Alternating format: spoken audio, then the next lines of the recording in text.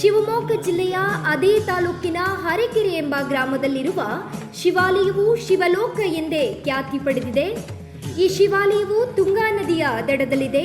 ಈ ದೇವಾಲಯಕ್ಕೆ ಸುಮಾರು 500ಕ್ಕೂ ಹೆಚ್ಚು ವರ್ಷಗಳ ಇತಿಹಾಸವಿದೆ. ಈ ದೇವಾಲಯದಲ್ಲಿ ಅಶೋಕನ ಕಾಲದ ಪಾಳಿ ಭಾಷೆಯಲ್ಲಿರುವ ಶಾಸನವೊಂದು ದೊರಕುತ್ತದೆ. ದೇವಾಲಯದ ಮುಂಭಾಗದಲ್ಲಿ 36 ಅಡಿ ಎತ್ತರದಲ್ಲಿ ಕುಳಿತಿರುವ ಭಂಗಿಯ ಶಿವನ ವಿಗ್ರಹವಿದ್ದು ಎಲ್ಲ ಪ್ರೇಕ್ಷಕರನ್ನ ಆಕರ್ಷಿಸುತ್ತದೆ. ಇದು 2007ರಲ್ಲಿ ಲೋಕಾರ್ಪಣೆಗೊಂಡಿದ್ದು ಎಂದು ಹೇಳಲಾಗಿದೆ. ಹರಕೆರೆಯ ಈ ದೇವಾಲಯವು ಸಹಸ್ರಲಿಂಗ ಎಂಬ ಹೆಸರಿನಿಂದಲೂ ಖ್ಯಾತಿ ಪಡೆದಿದೆ. ಹರಕೆರೆ ಗ್ರಾಮವು ಶಿವಮೊಗ್ಗ ಬಸ್ ನಿಲ್ದಾಣದಿಂದ 3 ಕಿಲೋಮೀಟರ್ ದೂರದಲ್ಲಿದ್ದು ತೀರ್ಥಹಳ್ಳಿ ಮಾರ್ಗದಲ್ಲಿ ಸಿಗುತ್ತದೆ. ಶಿವ ದೇವಾಲಯವನ್ನು ಶಿವಮೊಗ್ಗ ತೀರ್ಥಹಳ್ಳಿ ಮುಖ್ಯ ರಸ್ತೆಯ ಪಕ್ಕದಲ್ಲೇ ಕಾಣಬಹುದಾಗಿದೆ. ಈ ದೇವಾಲಯವು ಬೇಲೂರು ಹಳೆಬೀಡು ಮಾದರಿಯ ಕಂಬಗಳನ್ನು ಹೋಲುವುದರಿಂದ ಹೊಯ್ಸಳರ ಕಾಲಕ್ಕೆ ಸಂಬಂಧಿಸಿದ ದೇವಾಲಯವಾಗಿದೆ ಎಂದು ಕೆಲವರು ಹೇಳುತ್ತಾರೆ. ಆದರೆ ದೇವಾಲಯಕ್ಕೆ ಸಂಬಂಧಿಸಿದಂತೆ ಯಾವುದೇ ಸರಿಯಾದ ದಾಖಲೆಗಳು ಲಭ್ಯವಾಗಲಿಲ್ಲ.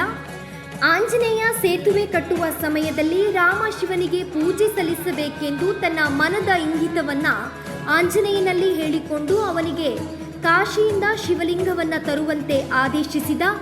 ಆಂಜನೇಯ ಹೋಗಿ ಬರುವುದರೊಳಗಾಗಿ ಮುಹೂರ್ತ ಮೀರಿ ಹೋದರೆ ಪೂಜೆ ಸಲ್ಲಿಸಲು ಸಾಧ್ಯವಾಗುವುದಿಲ್ಲ ಎಂಬ ಕಾರಣಕ್ಕೆ ರಾಮ ಮರಳಿನ ಶಿವಲಿಂಗವೊಂದನ್ನು ತಯಾರಿಸಿ ಪೂಜೆ ಸಲ್ಲಿಸಿದನು.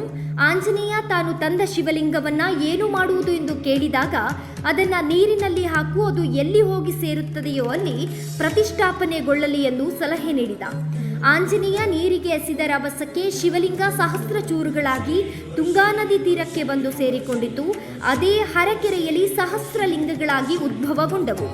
ಈ ಪ್ರದೇಶವನ್ನು ಶೃಂಗೇರಿ ಮಠಕ್ಕೆ ದಾನವಾಗಿ ನೀಡಿದ್ದರಿಂದ ಶೃಂಗೇರಿ ಮಠದ ಚಂದ್ರಶೇಖರ ಭಾರತೀ ತೀರ್ಥ ಸ್ವಾಮಿಗಳು ಶಿವಲಿಂಗವನ್ನು ಪ್ರತಿಷ್ಠಾಪಿಸಿ ಅದಕ್ಕೆ ದೇವಾಲಯವೊಂದನ್ನು ನಿರ್ಮಿಸಿದರು.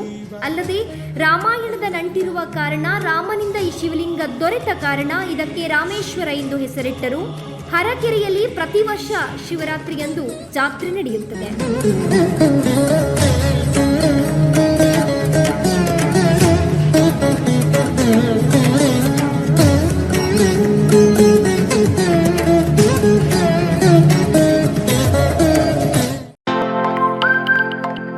ನಮ್ಮೂರು ಎಕ್ಸ್‌ಪ್ರೆಸ್, ನಿಮ್ಮ ಸುದ್ದಿಯ ಜೊತೆಗಾರ.